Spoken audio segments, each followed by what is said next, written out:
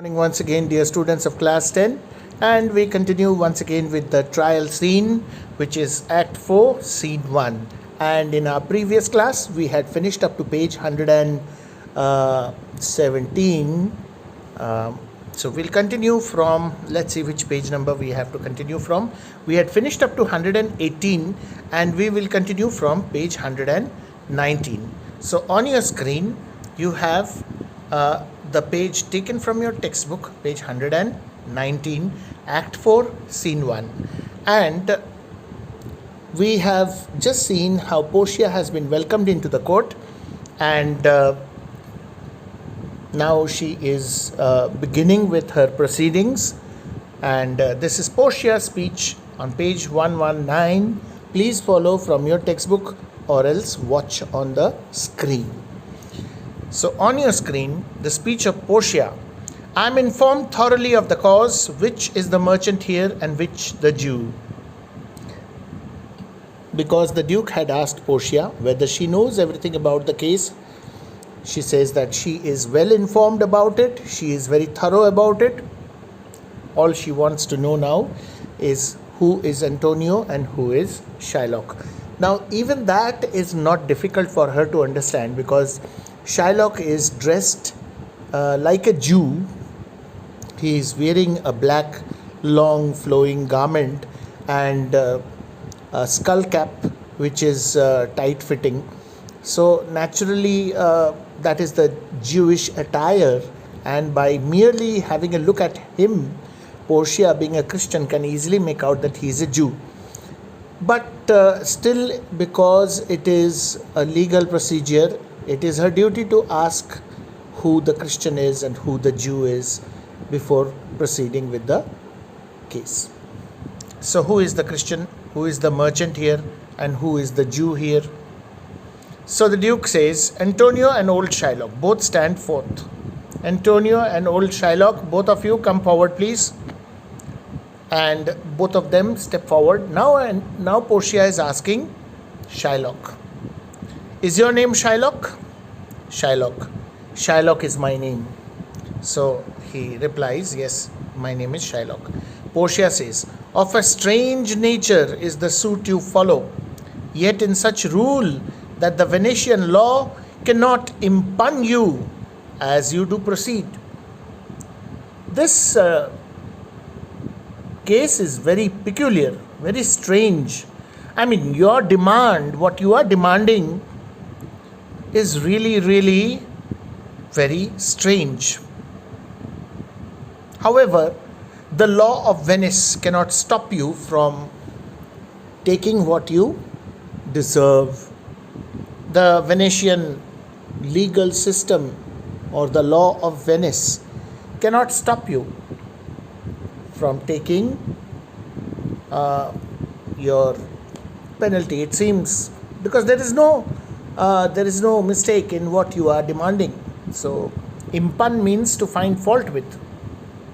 So there is no reason to find fault with or to find some error in what you are asking for, because everything has been done in a very legal manner. She then turns to Antonio and says, you stand within his danger, do you not? So you are the person who is in danger from this man, aren't you? So she's asking Antonio. Remember, this is the first meeting of Antonio and Portia. Though Antonio doesn't know that it is Portia. In fact, nobody knows except Nerissa. So, are you in danger from this man? Antonio says, eh. So he says, yes. That's what he is saying, that he is going to put my life in danger. That's what he is saying. Portia says, do you confess the bond? So, do you confess? Do you accept the fact that you have failed to pay back the amount which you borrowed from the Jew? Do you confess it? Antonio says, I do. Yes, I confess it. I have not been able to pay him back within the stipulated time mentioned in the bond. that is within 3 months, I have not been able to return the money which I borrowed from him. So that is true. Portia says, then must the Jew be merciful? She turns towards Shylock and is asking Shylock, then what about you, Shylock? What about you? Would you like to show mercy to this man? Shylock's prompt reply comes in the form of a repartee. I have told you about this term before. So, Shylock says, on what compulsion must I? Tell me that. You are asking me to show mercy to this man, but what is it that will compel me or force me to show mercy to this man? Can anything compel me to show mercy to this man? Why should I? Why? Can you tell me that? Portia says, and what she says here is very important for reference to the context type of questions. This speech of Portia is known as the famous mercy speech of Portia. Known as the famous mercy speech of Portia from the trial scene. And it is a very, very important speech in this entire play. So students, please make sure you understand each and every word as I explain. Pay proper attention, and for God's sake, don't fast forward the video. Listen carefully. Portia says, the quality of mercy is not strained. Mercy has such a quality that it cannot be strained. It cannot be forced out of someone. On the other hand, mercy has such a quality that with a strainer, you cannot separate it from its components. So the quality of mercy is not strained. And then she says, it droppeth as the gentle rain from heaven upon the place beneath. So the quality of mercy is such that it falls like the gentle rain from heaven. Because mercy is something which comes down upon us from heaven. Same as rainfall. The rain comes down from the sky, and the sky means heaven, and so also does mercy. Because when we have committed some sort of mistake, error, sin, and then we feel sorry for what we have done, and we pray to God Almighty, then He shows His mercy to us. And mercy comes down from heaven upon us. That is why they say, prayers go up, blessings come down. So prayers go up and blessings come down in response to the prayers. That is why it's important to pray to God every day. So Portia says, mercy comes down upon the place beneath, just like the rain, the soothing, gentle rain falls from heaven upon the ground below. Then she says, it is twice blessed. It blesseth him that gives and him that takes. Mercy has a dual blessing inside it. How? The person who shows mercy, if you are a human being, and if you are kind to someone, if you forgive someone, if you show mercy to someone, then you will do a good deed. And if you do a good deed, God will be happy with you, and so you will receive God's blessings. So, as a person showing mercy, you get blessings of God. And to the person to whom mercy has been shown, it comes like a blessing, because he or she has made a mistake and is sorry for it and is begging for mercy. If that mercy is then shown to that person, then it is like a blessing to that person. Have you understood, students? Mercy works with a double blessing. The one who shows mercy is blessed by God, and the one who gets mercy from the one who shows mercy takes this mercy as a blessing. So it is a blessing for the person receiving it, and it is also a blessing for the person who shows it. Let this concept be very clear. Don't get confused. So it is blessed twice. 'Tis mightiest in the mightiest. It becomes the throned monarch better than his crown.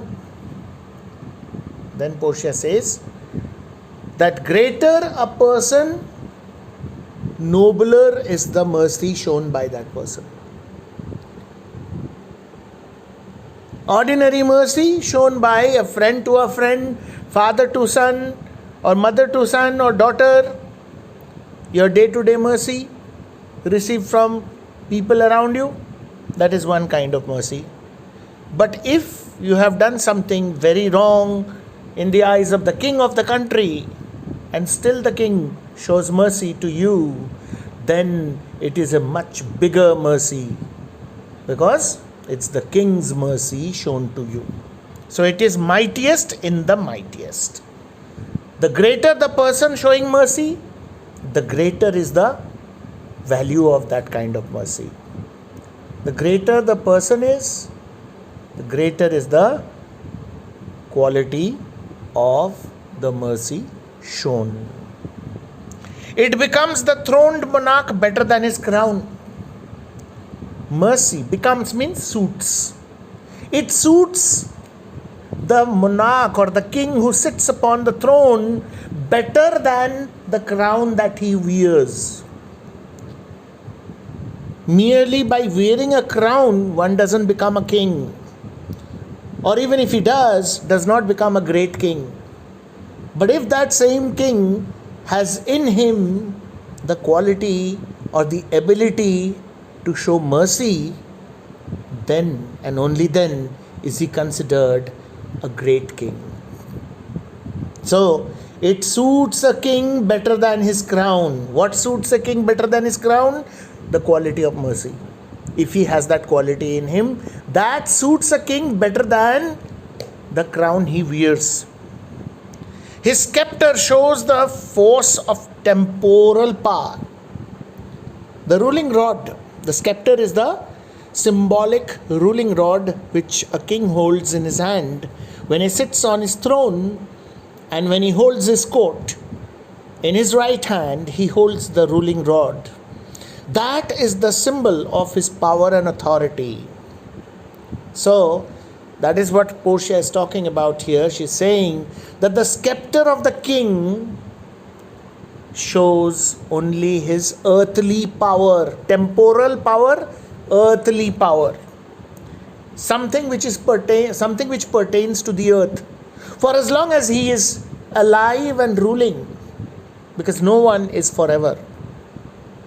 That's why we see in history so many great kings have come and gone, so many dynasties, so many, you can say, empires have risen and then have fallen with the death of their monarchs. So we had the mighty Greeks, the mighty Romans in Europe. Similarly, we had the great Mughals in India, or the other Hindu kings before the Mughals. So the rise and fall of empires happens only because everything is temporary here on earth, including the earth itself. Nothing is forever. So the scepter held by the king is only an indication of his earthly power, the attribute to awe and majesty, because of which people fear him, honor him, and respect him. The meaning is explained alongside, you can go through. I am trying to simplify that when the king, with full decorum, with scepter in hand and crown on his head, sits upon his throne and holds his court, and all his nobles and ministers are present, People honor him, respect him, and even fear him. So, it's all because of the scepter, the crown, and of course, the setup, the entire setup. So, that is what Portia means to say, that these are all temporary qualities, temporal, earthly qualities. But mercy is something which you cannot see, which can be felt. She's talking about a divine quality, and that quality is called mercy. It's an abstract entity. You cannot see it, touch it, or simply deal with it like an object. But you can feel it when somebody shows it to you. So that's where the divinity of the person lies. If a king has the quality of mercy in him, then he is a great king. Moving on to page 120. Wherein doth sit the dread and fear of kings? Now the scepter, the crown. Because of these reasons, people are afraid of the king. They are scared of the king because he has so much of power and authority. But mercy is above this sceptered sway. That's what I explained just now. That mercy is much more or much greater, or we can say something which is beyond or much above the ordinary power of the ruling rod of the king. Mercy's power is much more. Power of mercy is much more. It is enthroned in the hearts of kings. Mercy is a quality which is throned inside the heart of the king. It is an attribute to God himself. It is an attribute, it is a quality which belongs to God. And if a human being can show mercy, then he is behaving like God. And obviously, therefore, God will be happy with him. God loves them, those who move according to God's will and God's wishes. And earthly power doth then show likest gods when mercy seasons justice. And he says, earthly power of the king then becomes something like the heavenly power of God when the king shows mercy. The earthly power of the king then gets transformed into a heavenly power when mercy seasons justice, when mercy is mixed or is made to blend with the system of justice. So when we provide justice, so you see how beautifully Portia has pointed out that in the system of justice there is a great scope for showing mercy and sorting out differences. And if you are able to show mercy, it does not show that you are weak. It only shows that you are God-like. And you become the winner if you show mercy. So that is how Portia is trying to convince Shylock. Therefore, Jew, though justice be thy plea, consider this, that in the course of justice, none of us should see salvation. Therefore, Jew, even if you are asking for justice, your plea, your suit or your request is that you want justice, yet I would want you to consider this, that if we show you the justice that you are demanding, which means if we allow you to take the penalty as written in your bond, then together with you, we all will become sinners. And then none of our souls will achieve salvation. And what is salvation? If we were to be judged according to the strict justice of God, none of us would be saved. Our souls will be the souls of sinners, and therefore, after we die, our souls won't achieve the blessings of heaven, but would rather be sent to hell. So achieving God's blessings and as a soul rising up to heaven is nothing but salvation, according to Christian faith.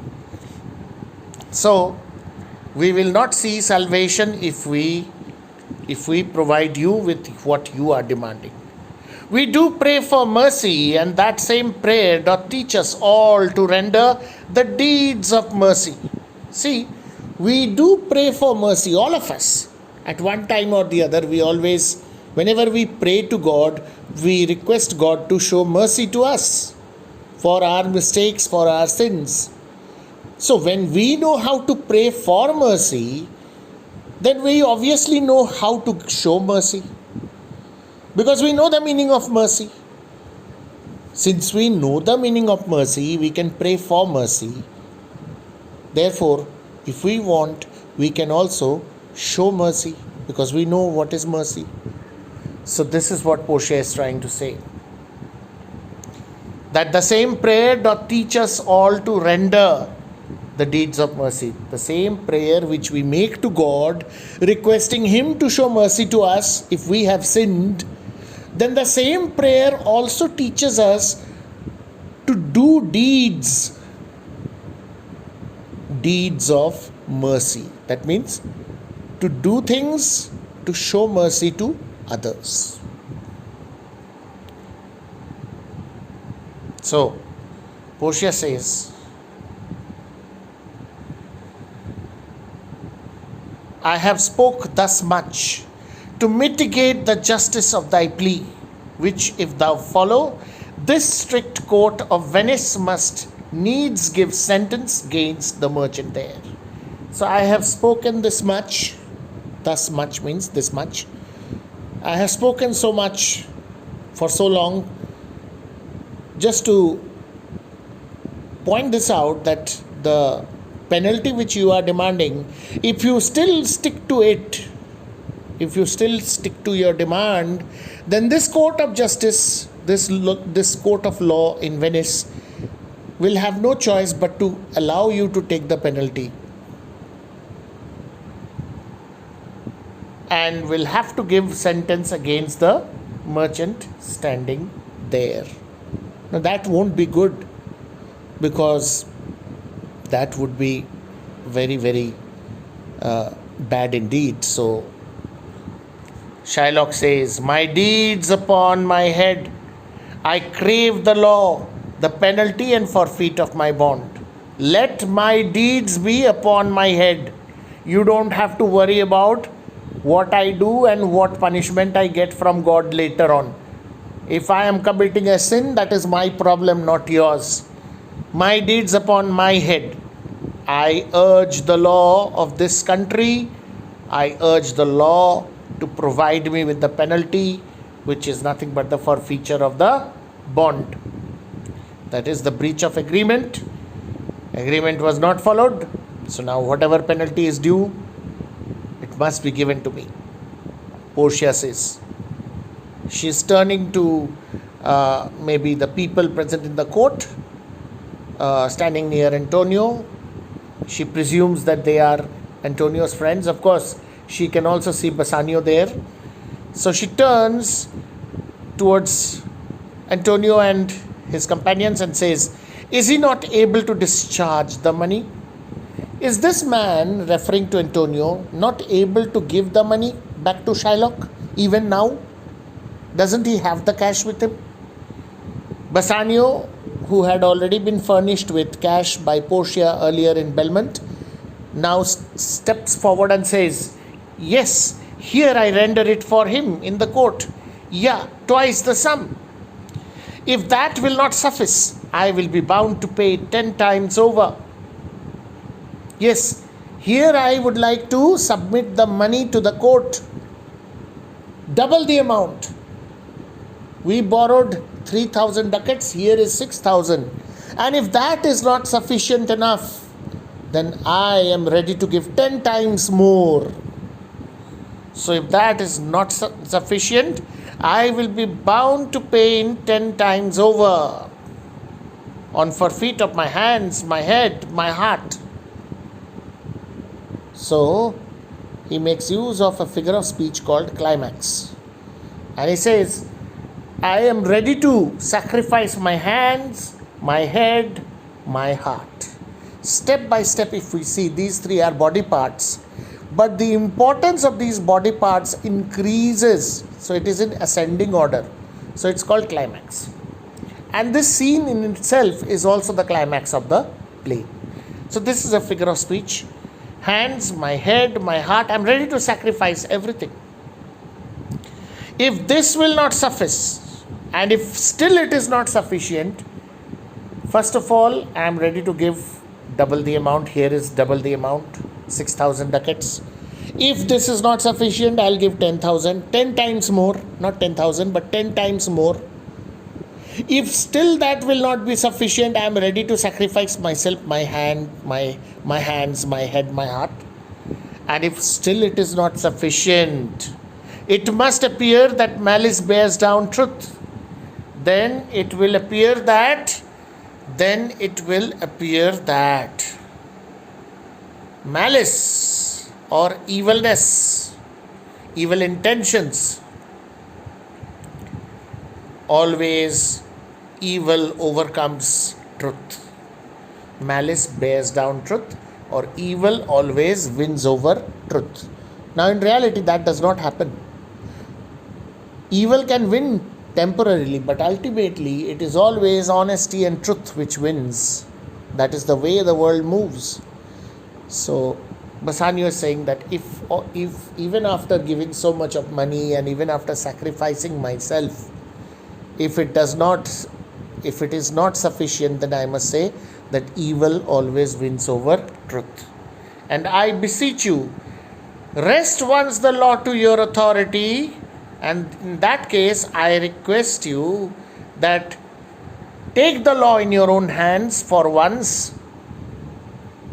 Just take the law in your own hands. To do a great right, do a little wrong.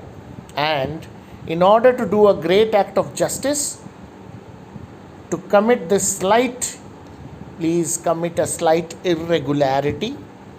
Do a little wrong in order to achieve something greater as far as what is right is concerned. And curb this cruel devil of his will. And stop this cruel devil, meaning Shylock, from having his will. What he is asking for, please stop. Take the law in your own hands.